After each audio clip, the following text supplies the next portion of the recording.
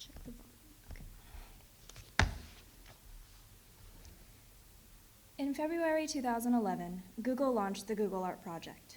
In April 2012, they updated the website from 17 museums to over 150 international collections.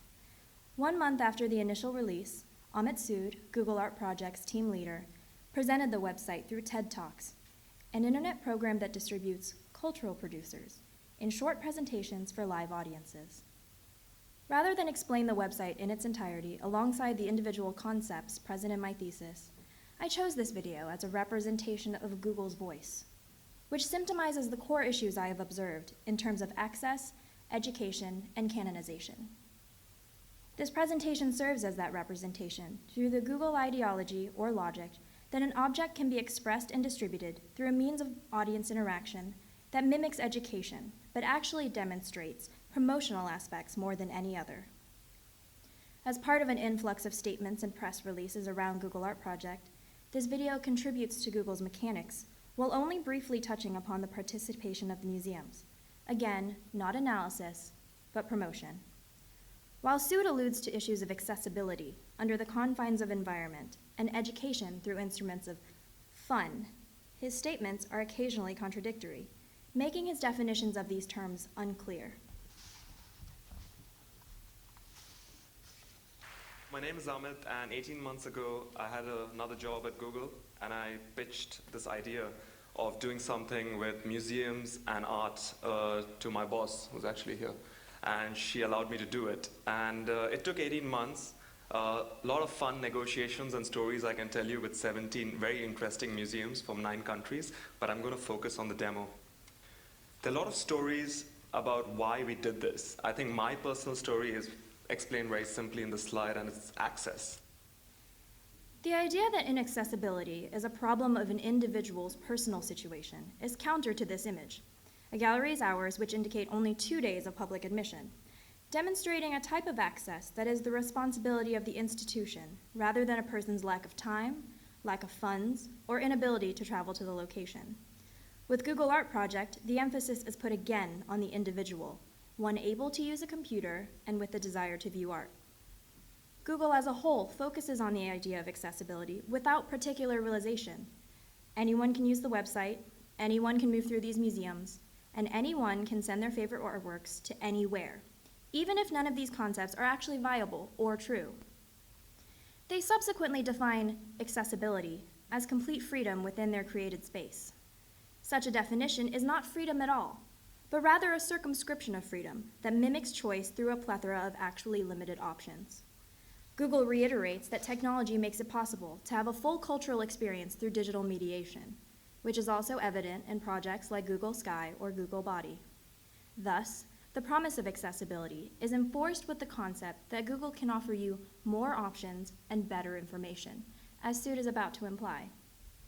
And I grew up in India, had a great education, I'm not complaining, but I didn't have access to a lot of these museums and these artworks. And so when I started traveling and going to these museums, I started learning a lot.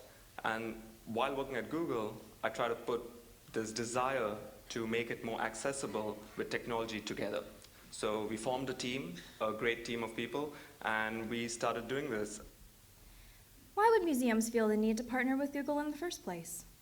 Museums are focusing on their demographics as interest in the arts apparently wanes, of a piece with the ongoing curtailment of artistic programs in schools, and museum visitor numbers that reveal a decline in interest among adults for live experiences. Thus, museums are trying to increase not only their traffic, but also the diversity within their audiences through socially recognizable means like Google, the internet powerhouse.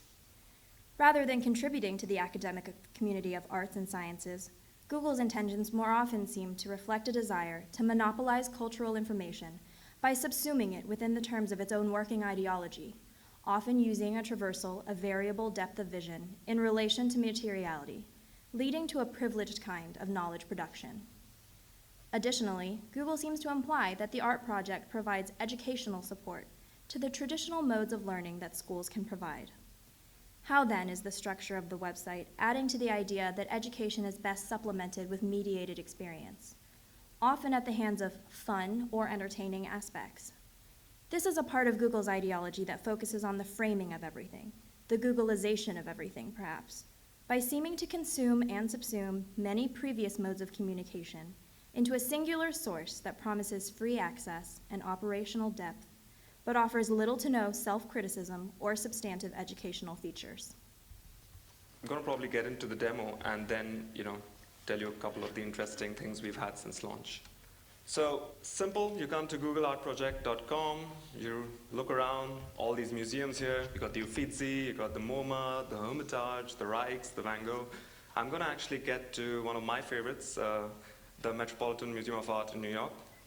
2 ways of going in, very simple, click, and bang, you're in this museum. Doesn't matter where you are, Bombay, Mexico, doesn't really matter. You're in this museum. Many of Google's websites seek to prove that digital spaces can be considered real in their own respects. The physical location of an artwork was once the only representation of its reality, but the effects of digital mediation now urge audiences to accept the concession of flat-screen image recognition. Visiting the physical space of a museum, you may notice the low but consistent hum of noise that the shuffling feet and murmured voices of other visitors spread around you. Beyond the tactile tangibility of your environment, the experience of inhabiting this space with others in relation to your own position as you each navigate the galleries and perform this sociability adds to a heightened sense of materiality or reality, one in which the Google Art Project seems only able to relay through their digital tools of abbreviated faux physical movement. You move around, you have fun, you want to navigate around the museum, open the plan up, and in one click, jump. You're in there, you want to go to the end of the corridor, keep going, have fun, explore. Museums and Google both attempt to share audiences through the concept of fun, an element that can be applied to both digital activity and physical activity. This concept of entertainment, of fun, is seemingly innocent and offered as a natural concession to audience experience, rather than as a driving force behind the program's creation.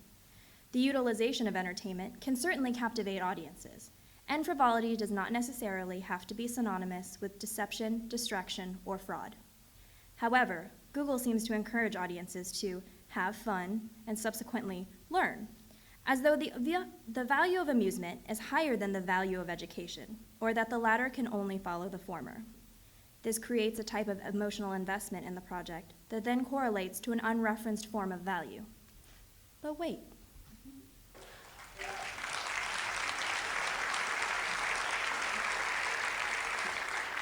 Thanks, I haven't come to the best part. So now I'm in front of one of my favorite paintings, The Harvesters by Peter Bruegel at the Met. I see this plus sign. If the museum has given us the image, you click on it. Now this is one of the images, so this is all the metadata information for those of you who are truly interested in art. You can click this, but I'm going to click this off right now. This metadata panel for each magnified painting lists things like museum statements on the history of a painting and artist information. He says, however, that this is for those who are truly interested in art, and easily closes that option, therefore assuming most users are interested in the site for a different function. Without that information, the user is confronted with an influx of solely visual information and the ability to navigate the website through the aforementioned play. And this is one of these images that we captured in what we call gigapixel technology. So this image, for example, has close to, I think, around 10 billion pixels. And I get a lot of people asking me, what do you get for 10 billion pixels? So I'm going to try and show you what you really get for 10 billion pixels. You can zoom around very simply. You see some fun stuff happening here. I love this guy. His expression is priceless. But then you really want to go deep. And so I started playing around. And I found something going on over here.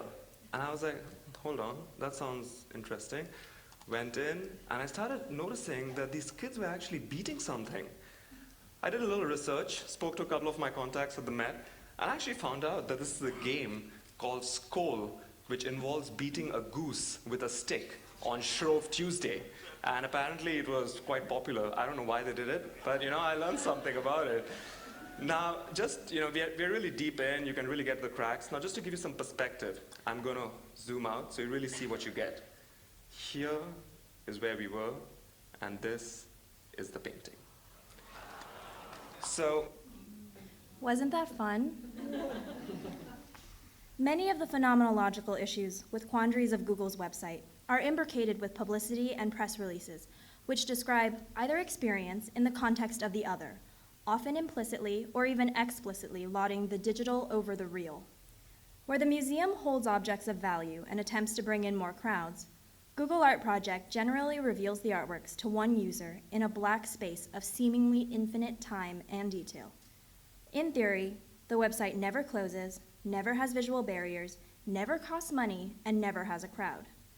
The website also only adds to the problem of canonization, representing more popular works that some ambiguous authority has deemed important. These issues of authority, canonization, and cultural value are contradictory to the nature of free access and democratization that is frequently idealized in digital media, but more often unrealized. While Walter Benjamin's concepts of auras withers upon reproduction, Google takes those auras and fractures them into new beings by structuring them within its created universe of augmented reality. Thus, those artworks and their auras are distributed amongst the audience through a form of free-flow communication processes that resemble the democratization attributed to digital interaction, but are, in actuality, anti-democratizing methods, as the audience utilizes products that have been marketed to its users.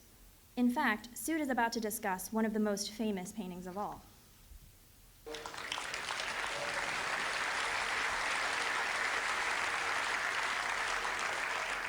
The best is yet to come, so give me a second. So now let's just quickly jump into the MoMA, again in New York. So another one of my favorites, the Starry Night. Now, the example I showed you was all about finding details. But what if you want to see brushstrokes? And what if you want to see, how Van Gogh actually created this masterpiece? You zoom in, you really go in. I'm going to go to one of my favorite parts in this painting, and I'm really going to get to the cracks. This is the Starry Night. I think, never seen like this before. When I visited MoMA in autumn 2011, I observed a crowd of viewers that remained in a wide arc around Starry Night, never coming within 2 feet of the painting. I asked a gallery attendant if this was a common occurrence, which she affirmed, but stated that sometimes a visitor might swiftly lean in to observe the brushstrokes. Sood's demonstration of the cracks in Starry Night could be seen as a method of concentrating focus on the source work of an art object, perhaps attempting to destroy that fetishistic aura. Instead, I believe they are trying to distract from yet another reproduction and creating a more intense cultural aura by relaying a sense of reality through those brushstrokes and cracks. Often, websites designed to interact between general audiences and fine art contain a distinctly educational concept of either introducing new works or details or creating discourse around existing knowledge of art. Google seems to try to navigate both, focusing on the ability to get in close and reiterating that the brushstrokes are inherently important to the reading of a painting. The cracks provide the realization that these paintings are not solely digital images, but that they unfold in reality as a tangible object subjected to time and other forces. The zoom function reveals what human eyes are not often able to perceive through either spatial limitations when inhabiting museum spaces or through natural biology. Google has therefore broken from a sense of reality that museums can provide through interactions with other people and physical materiality, wherein you might strike up a conversation or bump into a stranger when stepping back from a painting, by instead allowing for ways of seeing that reiterate physical limitations and fetishizes tiny details as a source of popular interest. For the art project, the idea of privilege is further relayed upon the web user in a kind of reversal of exclusivity. The experience of viewing artwork at home or in a museum can be described as 2 disparate phenomena, rather than a comparative study. In addition, Google has added a collections function that serves what we might call private art world systems, as well as public art world models. I'm going to show you my other favorite feature. There's a lot of other stuff here, but I don't have time. This is the real cool part. It's called collections. Any one of you, anybody, doesn't matter if you're rich, if you're poor, if you have, a fancy, house, doesn't matter. You can go and create your own museum online, create your own collection across all these images. Let me explain the process of creating a Google Art collection. Users can log into a Google account and send a group of images from any of the works exhibited under the zoom function in full or in magnified sections to their friends and family, share through various social networking sites, including Google+ as the first option, of course, and on the updated website, an entire page devoted to user collections selected for public viewing. This form of social networking and communication is also indicative of many trends in institutions that have blogs and Twitter feeds. While museums primarily use their sites for discursive feedback, Google focuses on display in a platform developed specifically to reference images, not history or context. The promotional aspect also overrides the apparently democratic and free expressive aspects of sharing user-collected favorites. In addition, Sood says, it doesn't matter if you're rich, if you're poor, if you have a fancy house. While it is true that art has long held a contentious position as a luxury for the wealthy and well-educated, I believe he is overstating the long-range influence of this website, while reiterating divisions in class structures that may not align with popular experience. His definition of a fancy house might differ wildly from mine or any of yours, and not every person owns a computer or even sees the value of spending time looking at art. Very simply, you go in, and I've created this called the power of Zoom. You can just zoom around. This is the ambassadors based in the National Gallery. You can annotate this stuff, send it to your friends, and really get a conversation going about what you're feeling when you go through these masterpieces. Google believes their products strike up valuable conversations. Before I consider that, who is their target audience?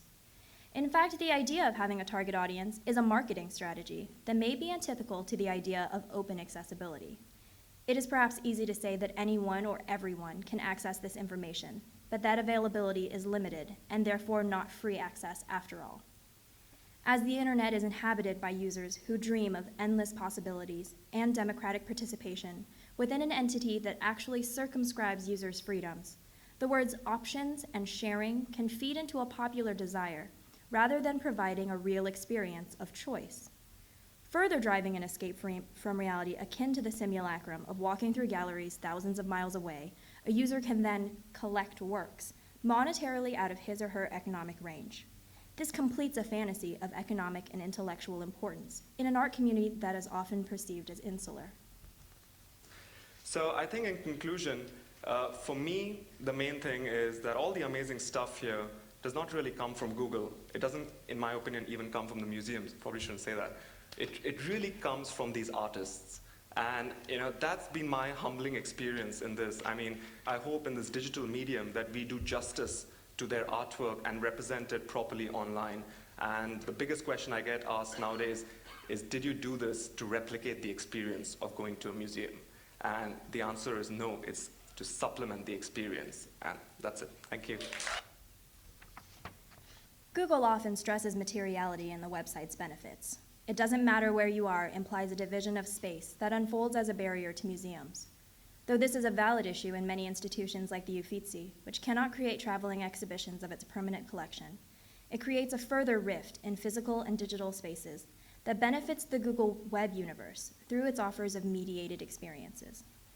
If supplementation is defined as an additional source of information contributed to an original source, Sood has contradicted himself and the Google mode of production.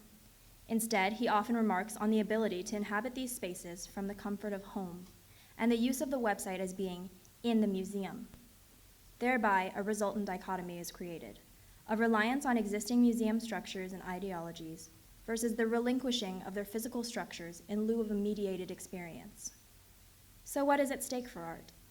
Information is now disseminated at incredible speeds, and possibly undermining the process through which that information is grasped.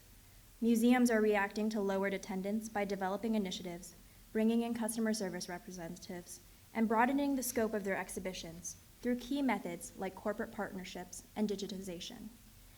The means by which audiences learn, however, and the information that they are given should be more carefully analyzed before they are launched, especially as audiences are confronted with learning through increasingly disparate sources of communication. In an era where terms like the Googleization of everything should be a warning sign of new types of distribution that may not benefit all mediums, the arts and their audiences must continue to be self-critical before the work of cultural production fractures into even more ambiguous hands. Thank you.